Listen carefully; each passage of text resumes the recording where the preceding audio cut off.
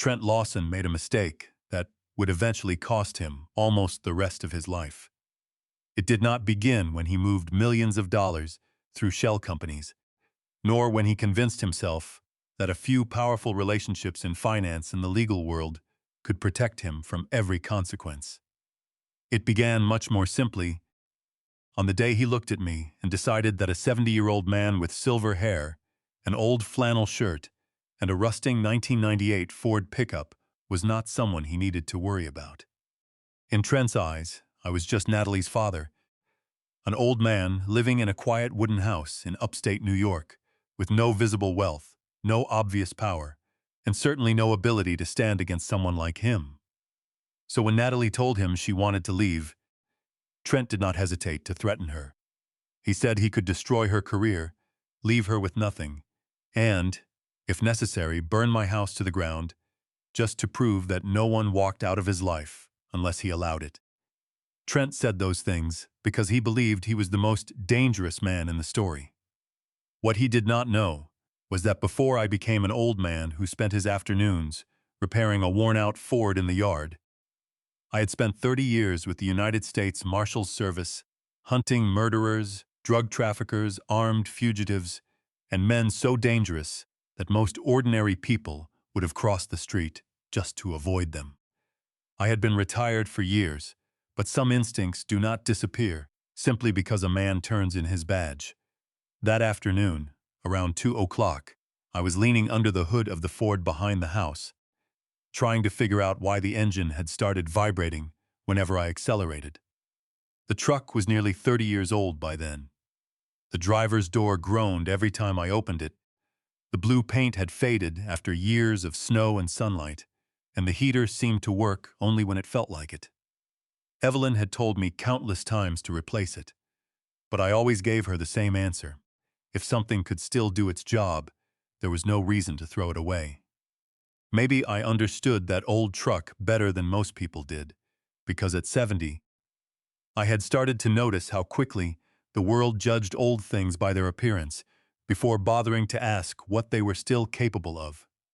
I was wiping grease from my hands when the phone on the wooden workbench vibrated. I picked it up and looked at the screen. The message was from Natalie, my daughter. "Dad, hurry." 4 words. No explanation, no follow-up question, no phone call. I stared at the screen for a few seconds and felt my body change before my mind had even given a name to what I was feeling. I did not panic. 30 years in my old line of work had taught me that panic only wastes the seconds you need most. I set the rag down, closed the hood, and went straight inside. 6 weeks earlier, I had been the one to tell Natalie to use those words. I told her that if there ever came a day when she truly wanted to leave Trent and felt too unsafe to explain, she did not need to call and tell me everything. She only needed to send one sentence: "Dad, hurry." I would understand. No questions, no verification, no need for her to prove that she was scared enough to deserve help. I would come. Evelyn was standing in the kitchen with a cup of coffee when she saw me. My wife had lived with me for more than 40 years, most of them during the years when I still carried a badge. There were times when she only had to look at my face to know something was wrong. She set the cup down and asked if it was Natalie. I nodded and said our daughter had sent the message. Evelyn was silent for a few seconds. Then she took hold of my arm and told me to bring our daughter home. I told her I would. Natalie had been worrying both of us for months, although she had done everything she could to make things seem normal. Before living with Trent, she had been independent, outspoken, and established in architectural design. She usually came home for Sunday dinner, called her mother several times a week, and argued with me about almost everything, from home repairs to my refusal to replace the Ford. But after moving into Trent's penthouse, the visits became less frequent.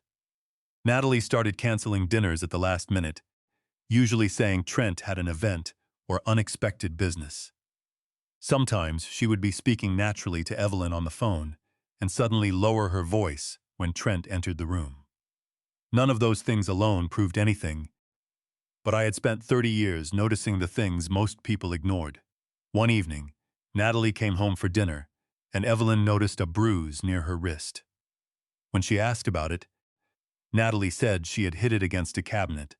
I looked at my daughter and noticed she would not meet my eyes. I did not call her a liar. I had interviewed too many victims of controlling men to think forcing the truth out of someone before they were ready would help. Sometimes all that accomplished was pushing them back toward the very person they were afraid of. So I waited, but from that day forward, I watched Trent more carefully. The first time he came to our house, Trent talked through most of dinner. He told us about investments, influential people he knew, properties he had sold, and private clubs he clearly thought we should be impressed by. Every story had the same underlying message. By the end of it, Trent had to be the smartest, richest, or most powerful person in the room. He asked what I had done before retirement. I told him I had worked for the federal government. Trent glanced at the flannel shirt I was wearing and the Ford outside in the driveway and asked if it had been desk work. I looked at him for a moment and said something like that. He did not ask again, and I had no reason to correct him. During that dinner, I noticed how often Trent interrupted Natalie, how he corrected tiny details in her stories, as though even her memories required his approval. I noticed the way his hands settled on the back of her neck whenever she spoke too long, and more importantly, I noticed my daughter sometimes glance at his face before answering one of her mother's simplest questions. Taken separately, any one of those gestures could have meant nothing. But I had spent my life looking for patterns rather than isolated pieces, and I did not like the pattern forming around Trent Lawson. 6 weeks before the message arrived, Natalie unexpectedly drove home alone. I saw her car outside, but she stayed inside it for almost 5 minutes before getting out. When she entered the kitchen, her eyes were red from crying, but she still tried to smile and said she and Trent had only had an argument. I made her tea and sat across from her. Evelyn sat beside her. Neither of us pressed. Eventually, Natalie told us she had told Trent she wanted to end the relationship. I asked how he reacted. She said he laughed. Trent told her she did not understand how the world worked. He had lawyers. He had money. He had connections powerful enough to destroy her career. If Natalie left, he could make sure no company wanted to hire her. He could bury her in lawsuits until she had nothing left, just trying to defend herself. Natalie still told him she was leaving. That was when Trent mentioned me and Evelyn. He told Natalie that her parents lived in a wooden house, and wood burned very quickly. I remember Evelyn going pale when she heard that. I remained still and asked Natalie exactly which words Trent had used, whether anyone else had heard him, whether he had ever sent threats by text or email, and whether he had ever hit her. Natalie said no to the last question, but there was a pause before the answer. I did not ask again. Sometimes a hesitation contains more truth than the answer that follows it. I did not drive into the city that night looking for Trent, even though part of me wanted to more than anything.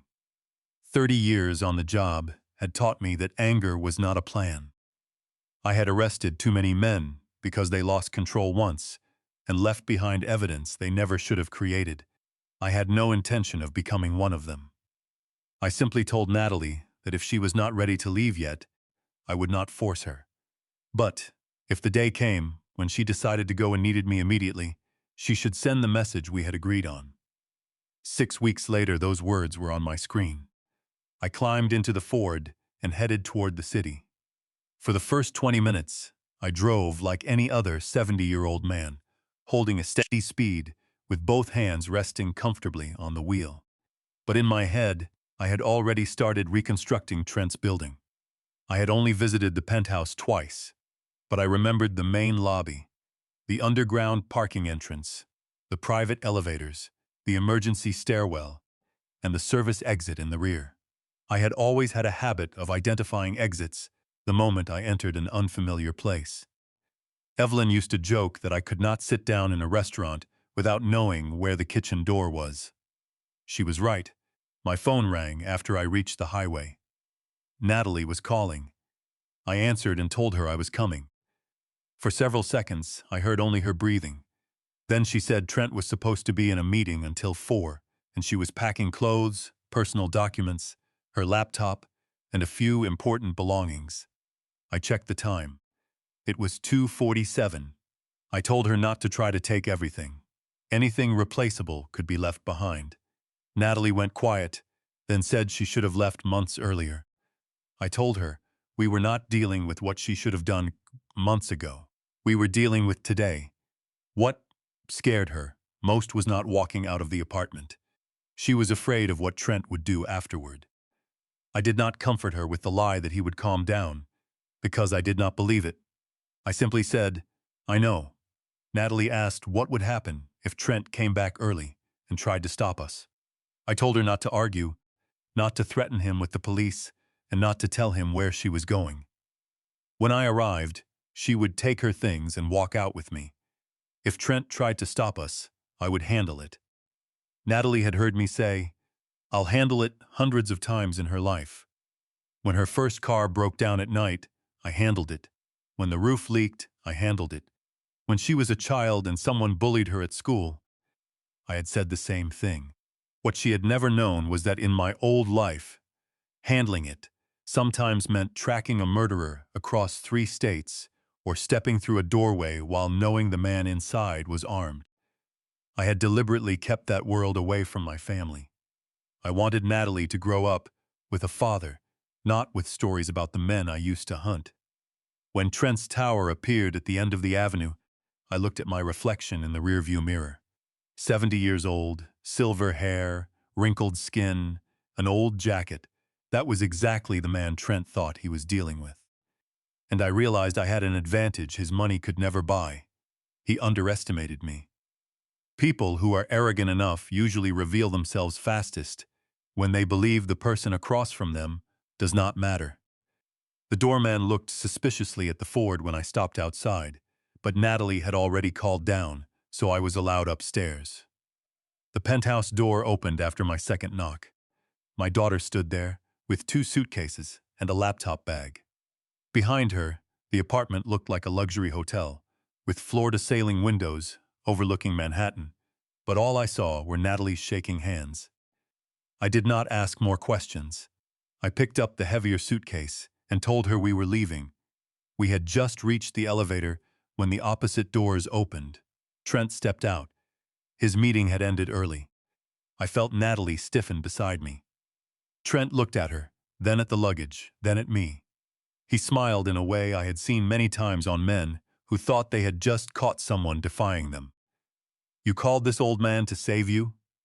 I set the suitcase down and told him my daughter wanted to leave.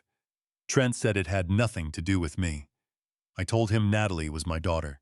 He came closer, looked me up and down, then said I should go back to my garbage truck before getting involved in something beyond my ability. I saw Natalie take half a step backward.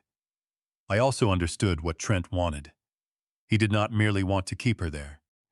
He wanted to prove, in front of her, that her father was powerless against him. So I gave him exactly what he wanted to see. I lowered my shoulders slightly, weakened my voice, and told him I did not want trouble. We only wanted to leave. Natalie looked at me in surprise. Trent, on the other hand, immediately became more confident. He told me to put the suitcase down and disappear. I looked toward the floor and quietly asked him to let Natalie go. He laughed and asked whether I was begging him. I said nothing. Trent stepped closer and shoved me hard in the chest. I saw the movement in his shoulder before his hand even touched me. Decades of training made my body instinctively want to move aside. If I had wanted, I could have trapped his wrist, shifted his balance, and put him on the floor before Natalie understood what had happened. I did not. I let myself hit the wall and slide down. Natalie screamed and ran toward me. Trent stood over me with open satisfaction and said that was why old men should know their place. I pushed myself up slowly, just enough to let him believe the shove had genuinely shaken me. But when I looked into his eyes, I saw what I had needed to see. No regret, no concern that he had just thrown a 70-year-old man against a wall. Only pleasure. I had my answer. Trent did not merely like control. He enjoyed humiliating people he believed were weaker than him. I picked up the suitcase and told Natalie to come with me.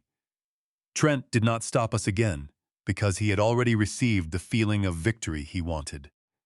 When the elevator doors closed, Natalie asked why I had let him do that. I adjusted my jacket and told her the goal had been to get her out of the apartment, and we had succeeded. She was not satisfied, but I could not yet explain that sometimes the fastest way to understand a predator was to let him believe the prey had no teeth. We got into the Ford and left Manhattan. About half an hour later, I glanced into the rearview mirror and noticed a black SUV behind us. I changed lanes. It changed lanes. It slowed down. I left the main route. The SUV followed. Natalie was looking down at her phone and did not notice. I said nothing. I drove for a few more minutes to make sure it was not coincidence. Then I entered a commercial district, cut around 2 blocks, switched to a service road, and used a traffic light cycle to trap the SUV behind us. I did not need to drive fast. 30 years of following men who were trying to lose me had taught me that knowing the road mattered more than flooring the accelerator. 10 minutes later, the SUV was gone. I returned to the route north as though nothing had happened. Natalie still did not know. But in my mind, Trent's threat level had gone up another step. He had moved beyond words. He had put someone on us. By the time the Ford turned into our driveway, it was dark. Evelyn came outside before I had even shut off the engine and wrapped Natalie in her arms. I carried the luggage inside, but did not mention the SUV. My daughter was scared enough already, and I saw no reason to unload every new danger onto her in the same night. No one ate much at dinner. Natalie described what had happened in the penthouse. When she mentioned Trent pushing me, Evelyn looked across the table and asked whether I was hurt. I said no. Natalie frowned and told me I was acting like it did not matter. I said it was not serious. I understood why she was angry, but I had no interest in making my pride the center of the story. Trent insulting me mattered far less than the fact that Natalie was no longer under his roof. Around 9 o'clock, Natalie's phone rang. Trent's name appeared on the screen. She did not want to answer, but I told her to put it on speaker. Trent said the childish game was over, and Natalie would return the next morning. She said no. He was quiet for several seconds, then demanded to speak to me. I took the phone. He said I was a fool if I believed taking Natalie into the woods would end anything. He would come and get her. If I continued interfering, he could take my house, my retirement, and force Evelyn to sell everything just to pay lawyers. I looked at my wife and asked Trent only one question. "Are you finished?" He laughed. "Not even close." The call ended. Natalie said we needed to go to the police. I agreed that every threat would be preserved and the right people would be contacted. But I also understood that a threatening phone call might not be enough to stop Trent, especially if he believed his money and connections could protect him. At around 1 in the morning, breaking glass exploded from the living room. I was downstairs before Evelyn had even switched on the hallway light. One of the windows was shattered. A large stone lay in the middle of the floor, wrapped in paper. I used gloves rather than touching it directly and opened the note. "Give her back or this house burn." Natalie stood at the foot of the stairs, her face drained of color. Evelyn went to her and took her hand. I read the message again and carefully sealed it in a plastic bag. I did not swear. I did not say I would kill anyone. I had watched too many people destroy themselves by reacting emotionally. I put on my jacket. Evelyn asked where I was going. I told her the barn. The old barn sat a short distance behind the house. I turned on the light, moved a heavy workbench, and lifted one of the floorboards.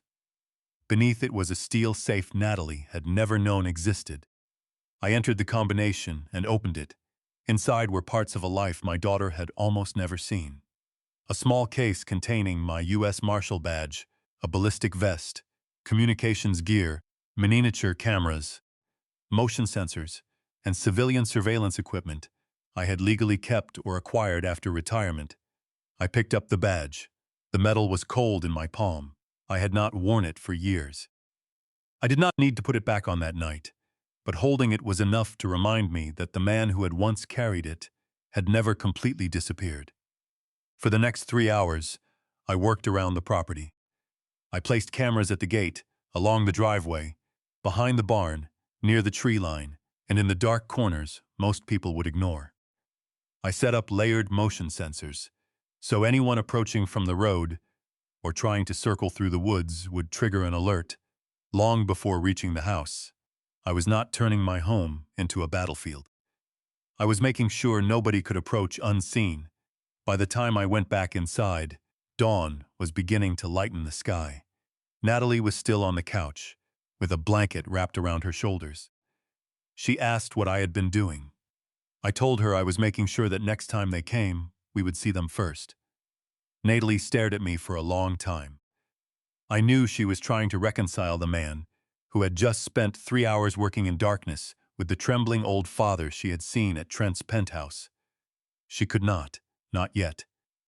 Around 9 the next morning, one of my cameras showed a sedan approaching the house. The man who stepped out was a process server. Natalie accepted a thick packet of documents and went still as she read them. Trent's company was accusing her of embezzling $50,000. I sat beside her as she went through the pages. There were transaction records, emails, signatures, and documents that looked completely legitimate. Natalie pointed to one page and said the signature looked exactly like hers. Then her phone vibrated. A message from Trent. "Come back. I'll make all of this disappear. Either's you could spend 10 years in prison." Natalie read it and sat down. She asked whether she could actually go to prison. I told her nobody was going to prison, simply because Trent printed a stack of papers. When she mentioned the signature, I told her that looking real did not make it real. Then I called Simon Reed. Simon answered on the second ring and joked that he had assumed I had finally turned into a farmer. I told him I needed a lawyer. His tone changed immediately.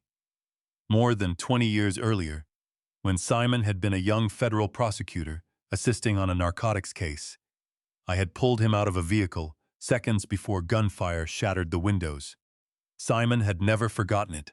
Although I had never treated it as a debt, I sent him everything. Less than 2 hours later, Simon called back and said the lawsuit smelled wrong.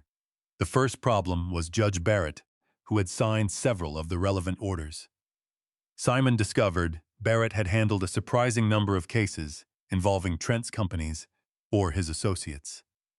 The decisions showed a suspicious pattern, with the same group repeatedly benefiting. I asked whether it was enough to prove corruption. Simon said not yet. I told him to keep digging. Then I called Marcus Hale. Marcus was a treasury analyst who had once worked with me on a money laundering investigation. I sent him every company connected to Trent and asked him to find whatever he could. That evening, Marcus called and told me I should sit down. I told him I was fine standing. He said Trent Lawson was not as rich as he pretended to be. Marcus had found a network of shell companies registered in Delaware, offshore accounts, and millions of dollars moving through businesses that appeared to have little real commercial activity. Some of the money could be tied to individuals connected to an Eastern European criminal organization. Trent was not a financial kingpin. He was a middleman, and apparently he was in debt. Marcus sent me more documents. I opened them one by one until I saw Natalie's name, Natalie Sullivan, Executive Director. I opened a second company.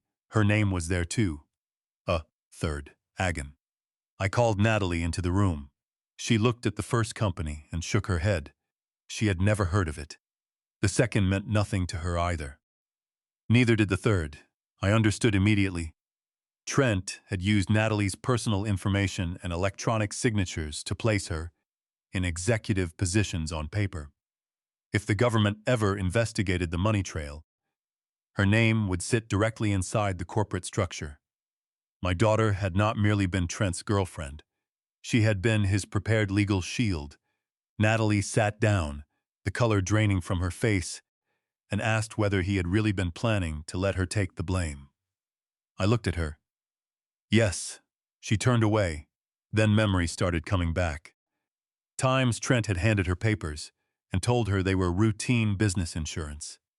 Another time, he had asked for her electronic signature for some tax matter. Natalie admitted she had trusted him and sometimes had not read everything. I did not tell her she should not have trusted him. Men like Trent survive by convincing their victims that trusting them was the victim's mistake. I told her only that now we knew what he had done. Natalie asked what would have happened if I had not found it. I did not answer immediately. We both understood. A future investigation could have reached Natalie first. Her name was there. Her title was there. Her signatures were there. Transactions were linked to companies where she supposedly held authority. Trent had prepared his escape by positioning the woman living with him as the person who could be blamed instead. I felt the anger inside me go cold. I knew that kind of anger. It was far more dangerous than shouting or breaking things. Simon called and asked what I wanted to do next. I told him to attack the embezzlement case, protect Natalie, but not let Trent know we had seen the entire financial network. Simon understood immediately. I wanted Trent to keep believing he was winning. 2 days later, I told Natalie to come with me to the grocery store. She looked confused and asked why we did not simply have groceries delivered. I told her to trust me. What she did not know was that the cameras had recorded the same gray sedan passing our road twice that morning. Someone was still watching us. This time, I wanted them to see us leave. We had been inside the store for about 20 minutes when I saw Trent at the end of an aisle. He had taken the bait. He walked straight toward Natalie and asked whether she honestly believed she could hide from him forever. She stepped back. I pushed the cart between them and told him not to do this here. Trent turned toward me and said I still did not understand. He could take my house, my retirement, my bank accounts, and leave Evelyn and me with nothing for the rest of our lives. I lowered my voice and asked him to leave my family alone. He laughed. Several shoppers had started looking. Trent liked having an audience. He stepped forward and shoved me to the floor. I fell near his feet. As he bent down to whisper something into my face, my hand brushed the edge of his expensive coat for less than a second. A tiny tracker attached to the inner fabric. Beside it was a miniature listening device. Trent felt nothing. I rose slowly. He turned to Natalie and asked whether this was really the man she thought could protect her. Then he walked away. Natalie helped me up and said she was calling the police. I told her not yet, pulled out my phone, and showed her the moving dot on the screen. She asked what it was. I told her I had just put a collar on Trent. She stared at me. I put in an earpiece. Seconds later, Trent's voice came through clearly as he made a call from the parking lot. I handed Natalie the other side. She listened for a moment, then looked at me. "Where did you learn to do this?" I told her my old job had been a little complicated. The device began giving us what we needed. Not guesses, evidence. On the first day, I heard Trent speaking to his lawyer about increasing pressure on Natalie. He wanted to freeze assets and make her believe the case was serious enough that she had no choice but to return. On the second day, another call came through. The man on the other end had an Eastern European accent. He told Trent he had 48 hours. Trent said he needed more time. The man said there would be no more time. $5 million had to be transferred in full. Trent said some accounts were attracting attention. The response was cold. "That's your problem." Then came the line I remembered most clearly. "If the money doesn't arrive, this stops being about money." The call ended. I saved the recording. Natalie had heard the entire thing beside me. She said Trent was afraid of them. I nodded, very afraid. Marcus followed the money and eventually identified the exact amount, $5,240,000. That was the hole Trent needed to fill. From what Marcus found, Trent had apparently used part of the organization's money for personal investments, convinced he could replace it before anyone noticed. He had been wrong. Now he was trapped between two threats. On one side, Natalie leaving him had shattered his sense of control. On the other, men who might kill him wanted more than $5 million returned. Cornered men make mistakes. I only needed to make sure his happened where we could see it. Simon and Marcus used the financial records and evidence of identity fraud to move the matter to the federal level. Once the relevant agencies had enough justification, emergency measures began. Bank accounts were frozen. Credit lines were locked. Assets tied to the companies were placed under restriction. Trent received no warning. That afternoon, he went to an expensive Manhattan restaurant to meet two business associates. The listening device was still inside the coat he wore frequently. I listened. Trent ordered wine. When it came time to pay, his first card was declined. He gave them a second, declined, then a third, same result. I heard his voice change as he called the bank and demanded to know what they meant by saying his accounts were frozen. The bank employee could not give him details. Trent shouted that it was his money. Minutes later, another call came in. The Eastern European voice asked where the money was. Trent said there was a banking problem. The man replied that it was not their problem. Trent asked for one more day. They gave him until midnight. If the money was not there, they would handle him. I removed the earpiece. Natalie was sitting across from me. She asked whether I had taken Trent's money. I said no. I had simply made the government look at where he had hidden it. Trent had built his entire identity around money, lawyers, and relationships. In a matter of hours, the foundation had been pulled out from beneath him. I knew what would happen next. A man obsessed with control does not usually respond to losing control by examining his own decisions. He looks for someone to blame. The message arrived at 11:17 that night. "We're coming."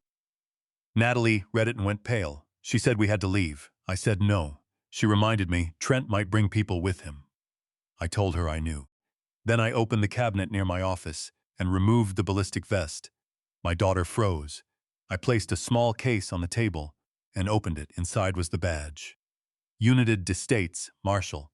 Natalie looked at it, then at me. "You said you worked for the government." "I did."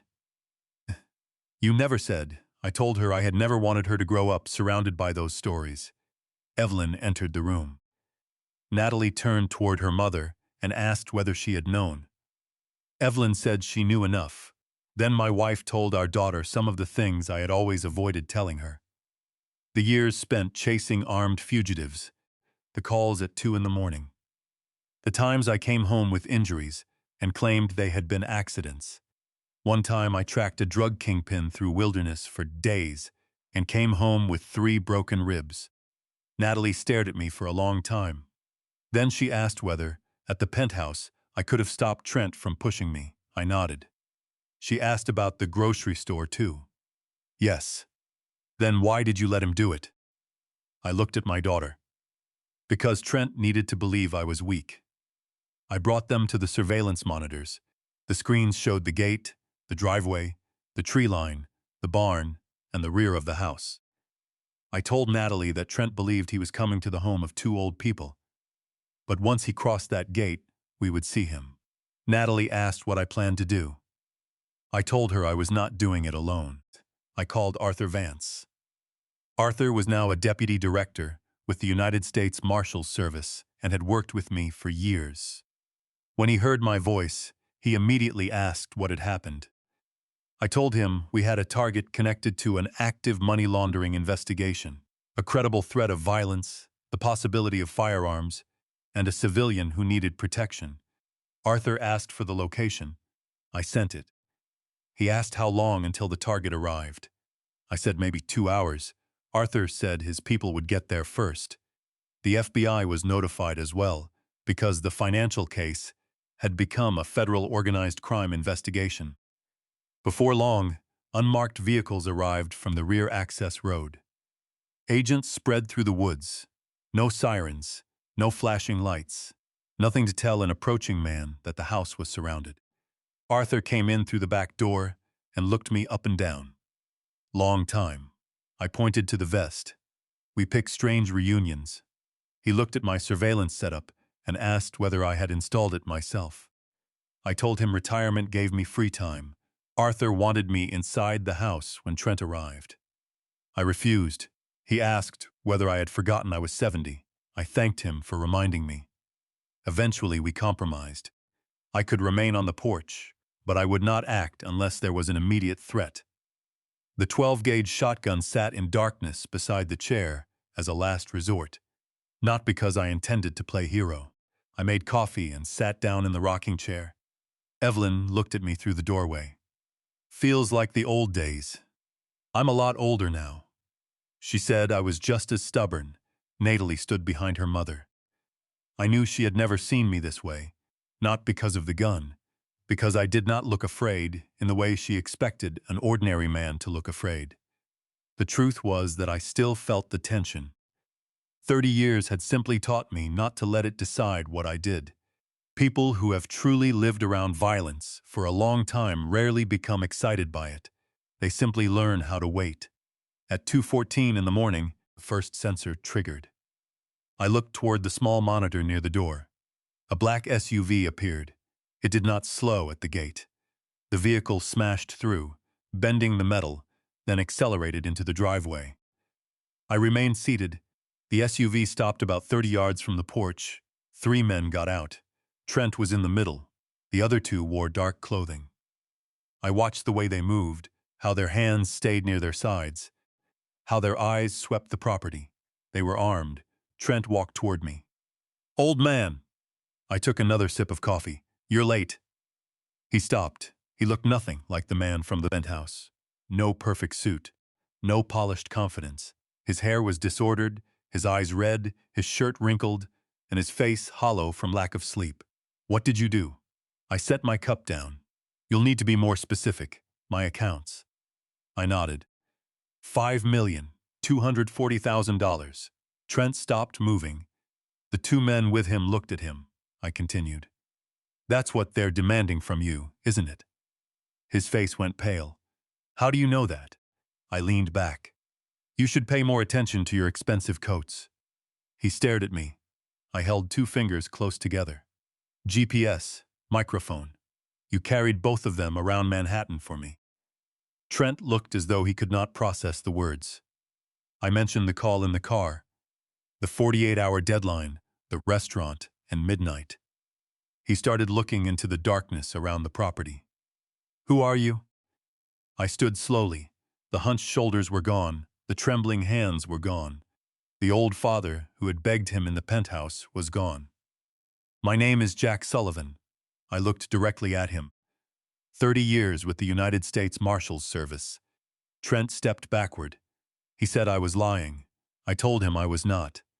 He looked at me and said I was only an old man with a pickup truck. I almost smiled. "I'm that man too." Trent demanded to know what I had done with his money. I told him the records of the shell companies, offshore accounts, Natalie's stolen identity, and the transactions connected to the Eastern European organization had all been given to the federal government. "You didn't lose the money because I took it." My voice remained calm. "You lost access because somebody finally turned on the light in the room where you'd been hiding it." Trent clenched his jaw and said I had set him up. I shook my head. I had not forced him to threaten Natalie. I had not forced him to fabricate evidence. I had not forced him to launder money, and I certainly had not forced him to discuss $5 million over the phone. He had done all of that himself. One of the men beside him began to move backward. Maybe he realized the situation was nothing, like Trent had described. Trent turned and shouted that nobody was going anywhere. Then he looked back at me. "This is all because of you." I did not answer. I had everything. I told him no. He had things purchased with other people's money. I saw the words hit exactly where they needed to. Trent stepped forward. "You think you won? I didn't do this to win." He laughed, almost out of control. "Then what was all of this for?" I looked toward the glass door. Natalie stood inside behind Evelyn, so my daughter could be free. Trent followed my gaze. Then he said the one thing that stripped away whatever patience I had left. "She belongs to me." I looked at him. No. One word. But for the first time that night, I was not acting anymore.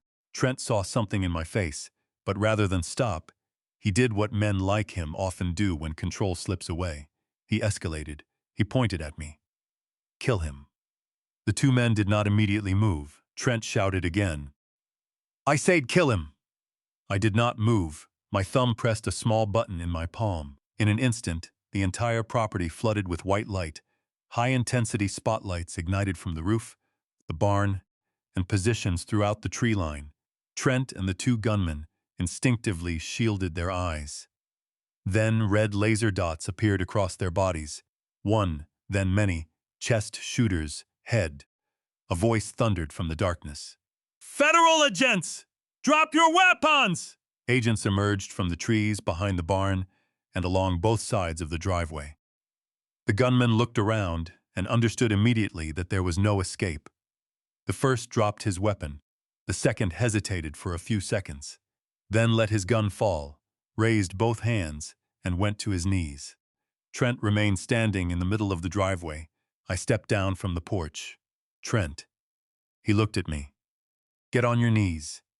Only days earlier he had stood over me and said old men should know their place. Now his legs buckled, his knees hit the gravel. An agent moved in, pulled his arms behind his back, and cuffed him. Trent started crying, not because he regretted what he had done. It was the crying of a man who had just realized control was completely gone. He said I could help him. Then he said he still had money. He could pay people. He could fix everything. I looked at him.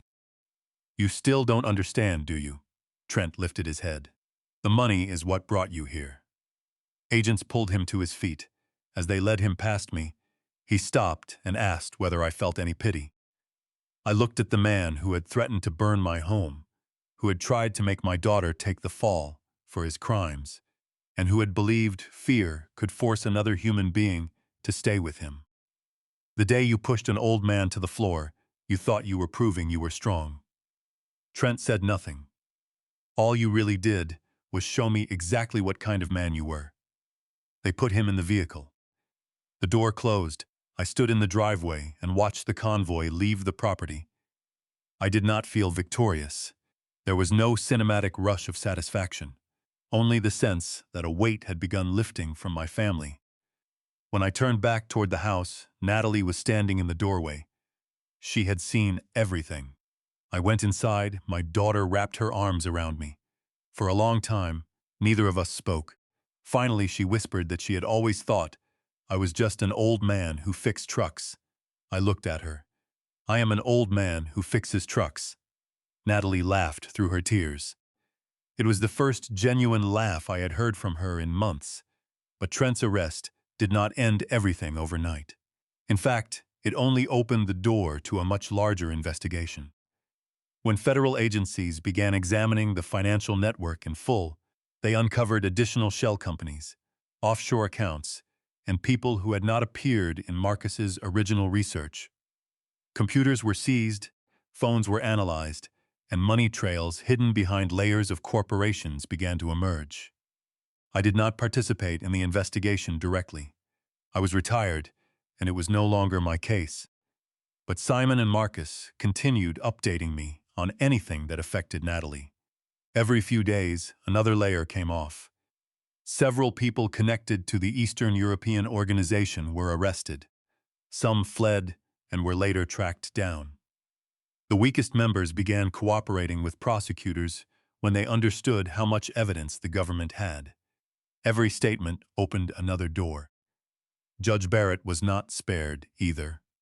One morning, Simon called and said investigators had identified benefits transferred through intermediaries, along with a long pattern of suspicious rulings favorable to Trent's companies and associates.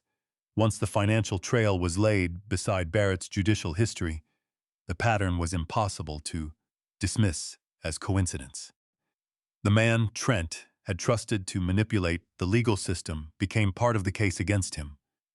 The $50,000 embezzlement case against Natalie collapsed quickly.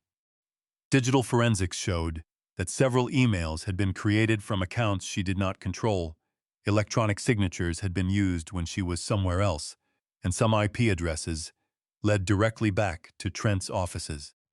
The government formally identified Natalie as a victim of identity theft and corporate fraud.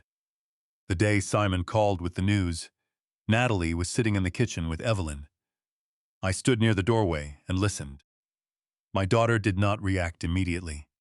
I understood why. For weeks, part of her had remained terrified that having her name on those papers could still make her a criminal, even though she knew nothing about the companies. Now there was an official document saying the opposite. Natalie was not an accomplice. She was not an embezzler. She had not managed the companies whose names she had never even heard. She was a victim. My daughter began to cry. I did not immediately go to her. Some tears do not need to be stopped. Eventually, Natalie turned toward me. I really thought I was going to prison. I walked over. Not anymore. Trent Lawson was charged with a list of crimes so long, Natalie had to read it twice. Money laundering, wire fraud, identity theft, extortion, obstruction of justice, conspiracy, witness intimidation, and numerous offenses tied to organized crime. His defense team initially attacked the recordings and tried to argue that Natalie had knowingly participated in some of the companies. But every path they opened ran into more evidence: travel records, Dalan timestamps, digital signatures, security footage, Tinnell emails, witness testimony. Eventually, their strategy was no longer to prove Trent innocent. They were simply trying to reduce the sentence. On sentencing day, I sat in the courtroom with Evelyn and Natalie. Trent was brought in. No expensive suit, no watch, no penthouse, no driver. He wore prison clothes, his hair cut short, his face thinner than I remembered. Natalie looked at him once. I could tell she barely recognized the man she had once imagined building a future with. The judge sentenced him to a total of 60 years in a high-security federal prison. The courtroom was silent. Trent turned around. He looked for Natalie. She knew, but she did not look back. My daughter turned toward me. I did not smile either.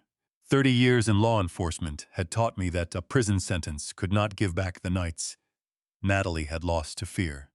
It could not erase the months she spent believing another person could decide her career, her money, and where she was allowed to go. But prison could do one thing. It could stop Trent from taking any more years from my daughter's life. After the trial, I expected life to return to normal quickly. I was wrong. Natalie still woke during the night. She checked the locks twice before going to bed. A black SUV moving slowly down the road could make her stand up immediately. Once, while she was sitting in our living room, a dark vehicle drove past the house. Natalie rose from the couch and stared through the window until it disappeared. Then she apologized for overreacting. I asked what she was apologizing for. She said she felt ridiculous. I told her she did not. Your body is remembering what your mind is trying to forget. I had seen the same thing in seasoned agents after shootings, so I never told Natalie to simply be strong or get over it. Trent had spent months building a prison around her without bars. Just because he was now behind actual bars did not mean the prison inside Natalie's mind disappeared overnight. We gave her time. Simon helped Natalie pursue civil claims involving the misuse of her identity. Some of Trent's remaining legitimate assets were used to compensate victims. Eventually, Natalie received enough money to make a real new beginning. Evelyn asked what she wanted to do with it. Natalie said she did not know. A few weeks later, she drove to a small office complex and signed a lease. Before meeting Trent, Natalie had dreamed of opening her own architectural design firm. She had created a plan, had a few potential clients, and had even thought of a company name, but she had always delayed because she was afraid of failing. After living with Trent, that fear had become worse because he had slowly convinced her that every success she had enjoyed came from his connections. Now, Natalie wanted to find out what she could actually do without someone standing behind her, telling her she needed him. On the day she moved into the office, Evelyn and I helped. The place was not large. 3 desks, a small conference room, and several boxes of files. Natalie looked around and said it did not look much like a penthouse. I told her I liked it better. She asked why. Because it's yours. Natalie went quiet. Then she smiled. The company began with 3 people. The first months were not easy. Natalie had to find clients, give presentations, negotiate contracts, and make every decision herself. There were projects she chased for 3 months only to lose. There were months when she stayed awake late calculating whether she could comfortably cover payroll. Once she called me and said she might have made a mistake. I asked whether she wanted to quit. She was quiet for a moment. No, then go back to work tomorrow.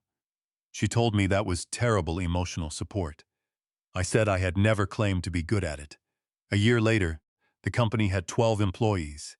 More importantly, people began to know Natalie by her own name, not as Trent Lawson's former girlfriend or the victim in a federal criminal case. 2 years later, her firm pursued the Riverfront project, the largest contract they had ever competed for. The bidding process lasted 8 months. Natalie was nearly certain they would lose to a much larger competitor. One afternoon, my phone rang while I was repairing the fence. "Dad, do you know what I just did?" I held the phone between my shoulder and ear. "Bought something expensive again?" Natalie laughed. "We won Riverfront. I stopped working." "Your company?" "My company."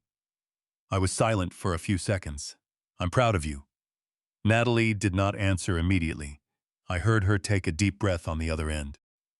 After everything that had happened, those words could still make my daughter cry more easily than almost anything else. Life at the wooden house gradually returned to normal too. Evelyn replanted the garden beside the porch. I replaced the window that had been shattered by the stone and rebuilt the gate Trent's SUV had destroyed. The surveillance system stayed. Natalie once asked why I did not remove it. I told her it had taken me 3 hours to install, and removing it would be a waste. Evelyn stood behind her and shook her head. She knew that was not the whole reason. The 1998 Ford remained too. Simon came by one day, looked at the truck, and asked whether, after everything that had happened, I still refused to buy a new vehicle. I told him this one still ran. He said it was older than some lawyers at his firm. I told him it was more reliable than they were. He had no answer to that. One late autumn afternoon, nearly 2 years after Trent's arrest, Evelyn and I sat together on the porch. The trees around the property had turned red and gold. The air was cold, though there was no snow yet. The Ford sat beneath the shelter at the end of the driveway. Natalie would be coming for dinner that weekend. She had her own apartment, her own company.